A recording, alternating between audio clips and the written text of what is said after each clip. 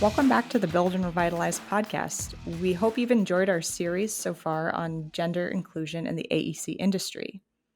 On our previous two episodes, we had the national president-elect of the National Association of Women in Construction, Laleen Mitchell, and SME CEO Mark Kramer. They both gave us some really important insights on why AEC industries need to show their continued support for women. Today, we're going to wrap up the series with a conversation of how companies can implement their inclusion initiatives in their own firms.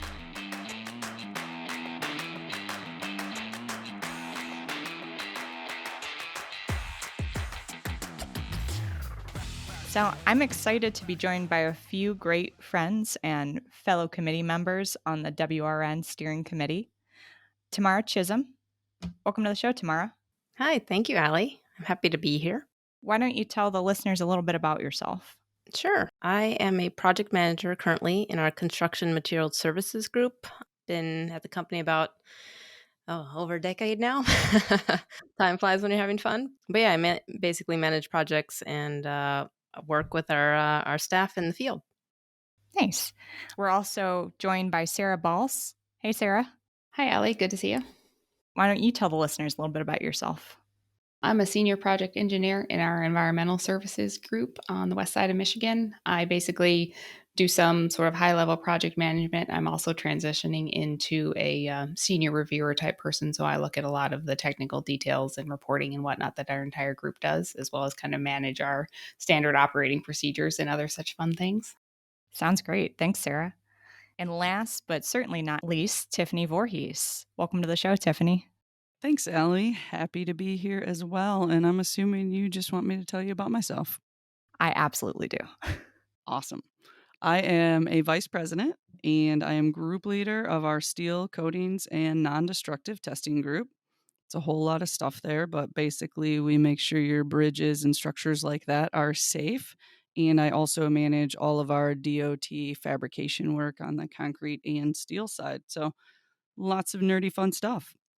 Absolutely. So behind all this technical expertise and their status as pretty awesome coworkers, these women are also founding members of SME's Women's Resource Network, WRN. And today we're going to talk about how we brought SME's vision for the group to life. Tiffany, I understand you're part of those early conversations. Can you tell us a little bit about how it was decided to form this group and why it was needed? Absolutely. Thanks, Allie. I'm happy to be here and talk about this topic. Specifically on what Laleen and Mark talked about, I loved hearing Laleen's story. It really got me reflecting on my own story and how I got to where we are with the Women's Resource Network now. But I came in as somebody who, I'm a woman in the industry and I felt I had to prove something. I was going to carry a ladder and not let anybody help me. I was climbing roofs and didn't want any help with that. I really felt like I can do everything that anybody else can. So tying that in with the perspective thing from Mark, when people over the years started mentioning to me that we should think about having something like this, I didn't get it. It really didn't resonate with me because I didn't have anything. I have a lot of stories, of course, some crazy things on construction sites, but I just think that I responded in a different way and was exposed to different things. So to me, it wasn't important. But as more and more women over the years started just, at different events, kind of nudging me like, hey, why aren't we doing something? That would be cool. And then they'd start telling me their stories. I realized that my perspective was skewed and I wasn't really seeing some of the things that were going on around me. So when the idea of something like this was brought up to me, from Mark, I had really come around and changed my perspective and realized that it was important. And thank you, Tiffany. Mark did mention when I talked to him that he had heard some conversations floating around about the need for a place for women in the industry to share experiences and learn from each other at SME. So Tamara and Sara, I know Mark handpicked both of you to be on the steering committee for WRN. Can you tell us why you decided to accept the position? What did you see in this concept that told you, hey, this is an area where I need to be a leader? All right, Allie, I'll go first. So yeah, I definitely like the concept. I felt that this, based on our industry, and it is very male dominated, that there would be a need for this. And personally, for myself, I was like, all right, well, I'm one of the only women in my department, and I worked in the field a lot at the time, being on construction sites with all guys as well. Really thought, hey, this is something I could get excited about, and something that I really could also buy into. And I think this was about, I'd been at the company, I would say 8 years or so. So I felt that I had a lot of background and experience in the industry already, in terms of, like I mentioned, the field work and the perspective I had as a woman in the field. And I thought that I could really kind of give my perspective to others in terms of like a leadership type of role, and really help guide this group and help establish it, I guess, within the company. Thanks, Tamara. Sarah, what about you? What made you commit to this? Kind of following up with Tiffany, I think I was one of those women at random company events who would kind of put a bug in her ear about thinking maybe we do need a women's group. I, again, like Tamara, I'm often the only woman at the table. And also, like Tiffany, I had learned to live with it, and I was determined to carry whatever any guy could carry. But there were experiences and lessons learned and things that I felt I could share with other women in SME, especially the younger ones that were coming up. And I felt strongly that any impact I could make to make their life easier, that was really important to me. And since there was some corporate push behind it, I felt that this kind of nebulous idea that we had might actually have some feet under it and might move forward. And I also felt that we were here at the beginning, and leaders are often the people who just happen to step up at that point. And I felt like it was a time in my life where I could step up and make an impact, both in my own life as well as the impact in the people's lives coming up behind me. And I really wanted to do that. And the timing just seemed perfect. So I stepped up and accepted that challenge. So I really hear you, Sarah, about stepping up and accepting that challenge when it's presented to you. Questions for Tamara or Sarah. When did you first learn that SME was looking at forming WRN? I think I can jump in. I think that was late 2019. I sort of heard rumors that it was officially starting. There was some kind of women's group. I mean, it didn't have a name yet, it didn't have a structure or a function necessarily, but there was this idea that this group of women was going to get together and we were going to talk about it with Mark. Yeah, that's great. So a lot of planning went into the group before we formally introduced Women's Resource Network to the entire company. Let's talk about some of those steps and share some lessons learned. There's a lot of debate over whether or not to include men in the group. Sarah, what were some of your considerations that went to this decision? I think we had two primary concerns. Our first was that we were intent on creating an inclusive group. So you can't have an inclusive group that straight out excludes a specific group of people. So it was very clear to us that we couldn't write rules or guidelines that said there could be no men in our clubhouse, right? But we were also aware that we also wanted to provide, and it's kind of an overused term these days, but we wanted to provide a safe space for women at SME to talk about their concerns and their experiences and their problems, and make sure that they felt that they were heard.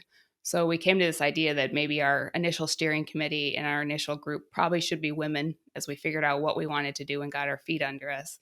And once we had a real group established, our intent is to open it up to everyone, because we want to be inclusive of anyone who wants to join, anyone who wants their thoughts to be heard, anyone who feels underrepresented. And we feel that we have to open that up to everybody. So men are definitely to be included in our group, though right now we are generally a group of women. And that's a great perspective, Sarah. Building on that, Tiffany, can you talk about the development of the mission and vision for the group? Absolutely. I really respected Mark's approach, and I think I speak for all of us because, as our president, he got us in a room and said, I don't know what this looks like. It's yours. It's whatever you want it to be. If you want to welcome men, welcome men. If you don't, then don't. And that was really great because he basically just provided a space. Why don't you guys tell stories? Decide if you need this. And then if you do, what does that look like? So I think that ties in with what you're asking. And we got to the mission and vision. In general, the whole thing was about inclusion. So we really worked hard our first few meetings on putting together the mission and vision statement and then figuring out how we were going to send that message. And for us, it was a few phases of how we would send the message because people had started hearing about it. But one thing we thought was important, me being a group leader and the only woman group leader, I made sure I personally brought it up on one of our group leader calls, told all of the other group leaders this was coming so they understood, gave them a space to ask questions so that if their staff came to them and asked questions, they understood. So we really spent a lot of energy on that to make sure it came across right. And Tiffany, it sounded like you spent a lot of time getting buy-in from SME team members in general in order for this group to be successful. Now, as we went into a pretty large activity at our all hands company conference in 2020, Sara, can you tell us a little bit about why the group decided, hey, let's start this year, let's start at all hands? Why was that the best place to kick it off?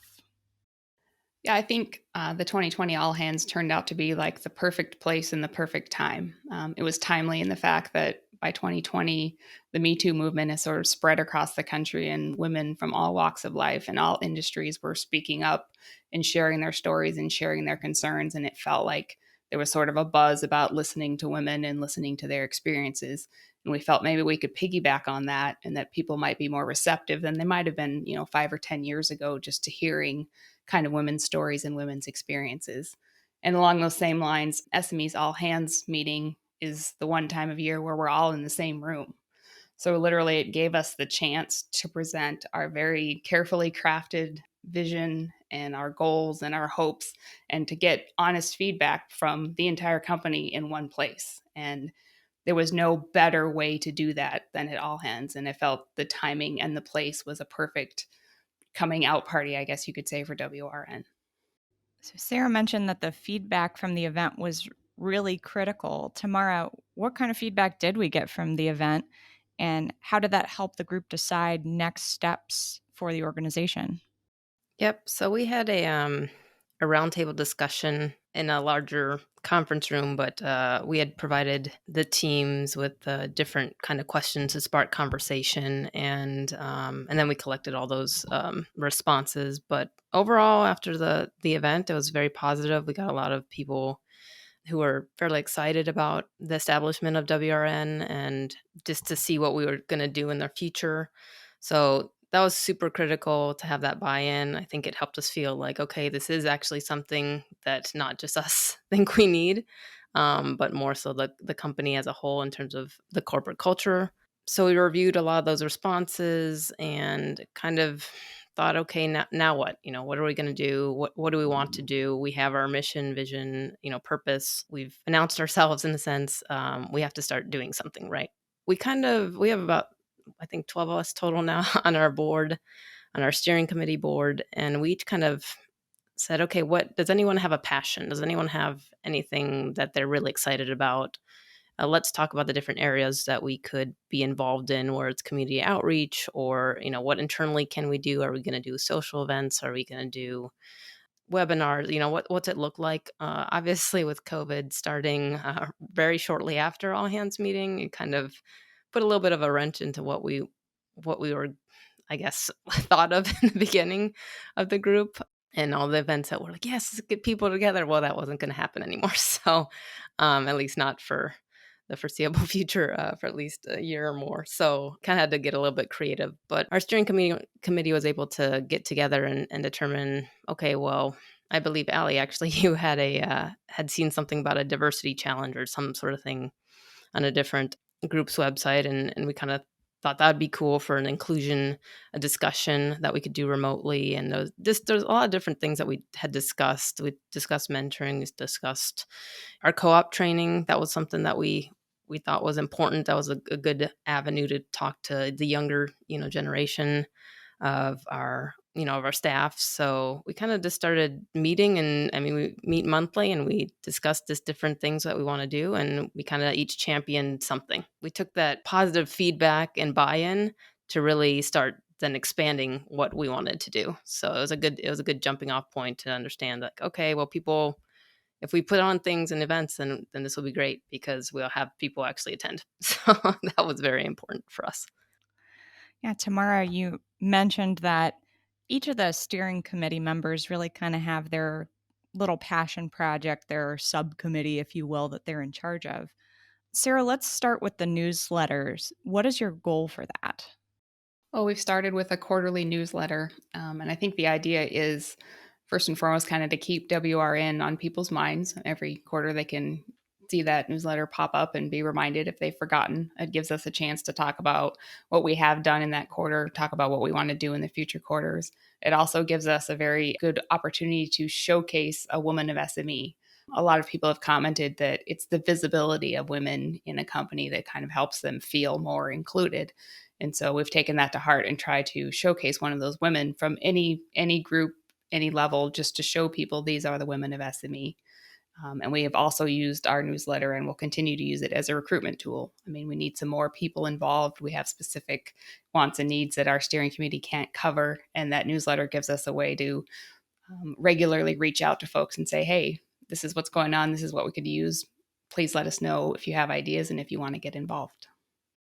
Yeah, Sara, what's been your favorite subsection of that newsletter? I know we not only have the spotlights, but we also talk about different things that SME offers, or maybe talking about different inclusion initiatives, that kind of thing. I think I like it's maybe not an official title, but our random tidbits, a little bit of information that you might find useful in your career or in dealing with a woman in the field or something like that. Recently was simply telling people to use Miss instead of Mrs., which is something that I just assumed everyone knew because it's been so ingrained in my head for so long, but that's not the case. And so one of those just simple little things that can prevent you from potentially offending someone you work with, a client, anything like that, those little tidbits of just information that get put out there, I think those are kind of my favorite because they're random and they're unpredictable, and I think they catch people's attention. Yeah, that's definitely something that always jumps out to me too. I always prefer MS at work versus Mrs. I think it keeps things simple and straightforward for everyone, really. Turning to Tiffany's passion project, you're really a driving force behind the podcast club subcommittee, and it's really taken off throughout the company. Can you tell us a little bit about how it is helping to build awareness for gender inclusion and what kind of conversations you've had at that podcast club? I could talk about this podcast club all day because I do love it. It is my little passion project. So, in those very first discussions, it was kind of a joke, but I kept saying, I want to do a podcast club. Like every meeting, I think I was annoying all the other women on the steering committee because they're like, okay, so what are we going to do? What's our next initiative? And we were all working hard at all hands. We were talking about the newsletter. We were talking about some different events that we've done. And I kept saying, don't forget, eventually I'm going to do a podcast club. And so finally, once we had the space and time for it, I said it again. And another coworker, Alicia, said, I'm all in. I'll help you. So we started just picking episodes, primarily her, because we found out she's way better at picking the episodes than I am. She'll try to find one. They're all business based. A lot of times it's TED Talks. But we'll try to get something about diversity and inclusion, but they're not always. Sometimes it's been a crazy month and we just need something really lighthearted. And to your point about COVID, this has been amazing for us because it offers something, we just do it at 4:30 in the afternoon once a month. People jump on, we joke around. It can be a slightly serious topic, but we tie it into work and we just tell fun stories about this episode. Again, typically a TED Talk about business, but there have been some great conversations about things like Miss versus Mrs. versus Ms. And there have been a few others just about, the way women or other types of people might be treated or perceived in the industry. So I think it's been awesome, but I'm pretty biased. So I gotta say, Tiffany, I'm pretty biased too. After all, I'm hosting the SME podcast. And I will say, after attending one of those meetings, I had one of the best conversations I've had with a man at SME talking about personality types and talking about gender inclusion. And I view it as a really good bridge to people that may not be comfortable approaching a woman coworker and saying, "Hey, what are your challenges at work?" It kind of gives them a soft introduction and people to talk to really seek to understand their coworkers. That's a great point, and I didn't say the type of people who have shown up for it, but it's a large percentage men who have shown up for the podcast club. And Alicia, a coworker who I mentioned, and I, we kind of moderate it and host it, but it's very engaging, all levels. We had somebody on one time who said, "I didn't know what this was. I've only been here 2 months." He was a new field technician, and he's like, "That was a blast to hear different people's stories." And we've usually got our president on. So it's all over the place. It's just fun, again, lighthearted, but we do get a lot out of it. Like what you were saying, it leads to some great conversations offline as well. So, Tamara, looking towards the future, are you willing to give us any inside scoop on any other events that are in the works or things you're really excited about for WRN? Absolutely. I'll always give you the inside scoop whenever you ask. Well, as you know, the newsletter is a quarterly item that we put out quarterly, obviously. So we have someone who heads up that. That's like a subcommittee. So we have that continuing throughout the year, and trying to figure out what do we want to add for next issue and whatnot. So Allie, you're in charge of our diversity challenge currently. So we're doing challenges every quarter as well for that. Yeah, it's educational videos talking about unconscious bias and the little tricks our brains play on us that result in stereotypes and kind of put walls up in between people. So just trying to give it a fun avenue with a little bit of prizes for that. So we have it planned out to the end of this year. I guess the most immediate thing or an event that we're doing is doing a co-op event or co-op training. Last year, Christina and I, who's another member on our steering committee, talked a lot about sexual harassment. More so, not within our company, obviously, but what kind of situations that our field staff, who are women, might come across. Since a lot of them have never been in the field, right, and may not understand. Like, okay, well, what kind of scenarios can I get into? And we're hoping to do also, like we did last year, a co-op event. Last year we did a WRN panel discussion, and that was really just geared towards our female co-ops. But we're hoping to have a little bit of a different discussion this year. Maybe we do it in person if we're able, or maybe we do another webinar kind of type of thing. We have other things that we want to do. Community outreach is one of the big things. We're trying to look for someone to help out with that as a liaison for that. And also just adding to our SME University when we can of any kind of videos, educational wise, that we can add to our large library of how-to videos or training videos or just general education videos. So I think that's it. That's a long list. I was going to say it's a long list and a lot to accomplish, but thankfully we have a really strong committee to help get those things pushed forward. Tamara, Sarah, and Tiffany, before we wrap up, is there any other tip or trick you'd like to share with folks that are looking to form this type of committee for their own companies? I think I have one thing to say. I will admit going into this, I felt this group was needed and I wanted to have it, but I wasn't sure how it would be received from this company.